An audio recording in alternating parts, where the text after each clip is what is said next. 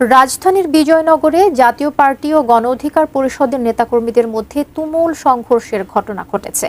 এতে গুরুতর আহত হয়েছেন গণ অধিকার পরিষদের সভাপতি নুরুল হক নূর।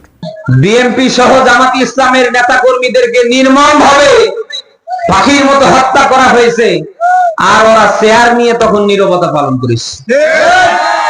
এরা এই সন্ত্রাসী আওয়ামী শেখ হাসিনার দোসর। কিসের বাংলার মাটিতে এদের রাজনীতি? ছাত্রলীগের মতো জাতীয় পার্টিকে বাংলার মানুষ বয়কট করতে যাচ্ছে। আরো লম্বা লম্বা বক্তব্য দেয় যে আগামীর বাংলাদেশে জাতীয় পার্টি সরকার গঠন করবে, জন্যই নাকি ছাত্ররা সহ্য করতে পারছে না। যাদের দেখে কুত্তা পালায় তারা নাকি আগামীর বাংলাদেশে সরকার গঠন করবে। এক একজন এক একটা আসনের এমপি হওয়া তো দূরের কথা, ওয়ার্ড পর্যায়ের মেম্বার কমিশনার হওয়ার যোগ্যতা রাখে না।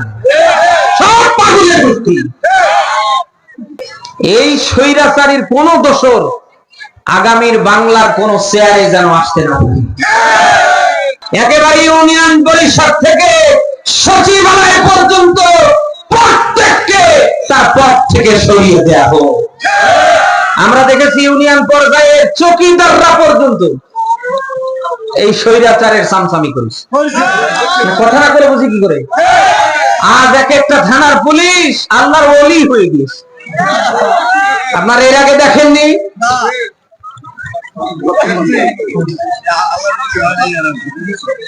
এক একটা পুলিশ এখন আল্লাহর ওলিতে পরিণত হয়ে গিয়েছে। আর এর আগে এক একটা ছিল স্বৈরাচারীর দোসর। এই পুলিশ প্রশাসন,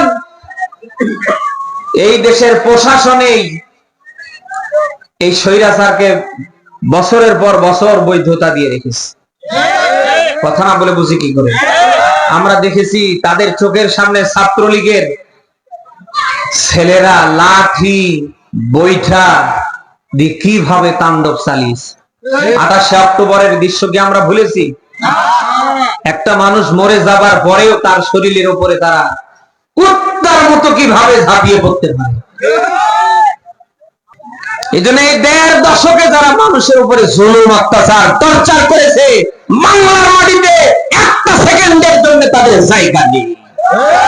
কিসের রাজনীতি? হাসিনা পালিয়ে যাবার পরে এখন যারা ইয়াতিমের ভাব নিয়ে বসে আছে, যাদেরকে যেখানে পাবেন জুতো ধরে ইচ্ছা মতো পিটাবেন। দেশটাকে তারা পঙ্গু করে ফেলে দিয়েছে। আর কিছুদিনের ভাবে চললে এটা ভারতের একটা অঙ্গরাজ্যে পরিণত হচ্ছে। কি আছে এই দেশটাতে আমারে বলেন? সামান্য একটা ওয়ার্ডের সেন্টু নেতা, সেই 8-10 কোটি টাকার মালিক। আর যেগুলি হাইব্রিড ধরা পড়েছে এক একটার হাজার হাজার কোটি টাকা। দেশের মানুষের জন্য কি করেছে আমারে বলেন? সব নিজের আখের বসিয়েছে। হাসিনা পালিয়ে যাবার পরে এখনো শোক শেষে করতে পারছে না।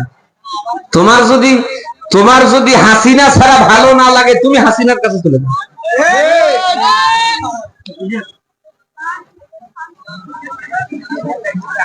দেশের মানুষের, দেশের যারা ক্ষতি করেছে, এরা দেশ এবং দেশের মানুষের শত্রু। কথা না বলে বুঝি কি করে?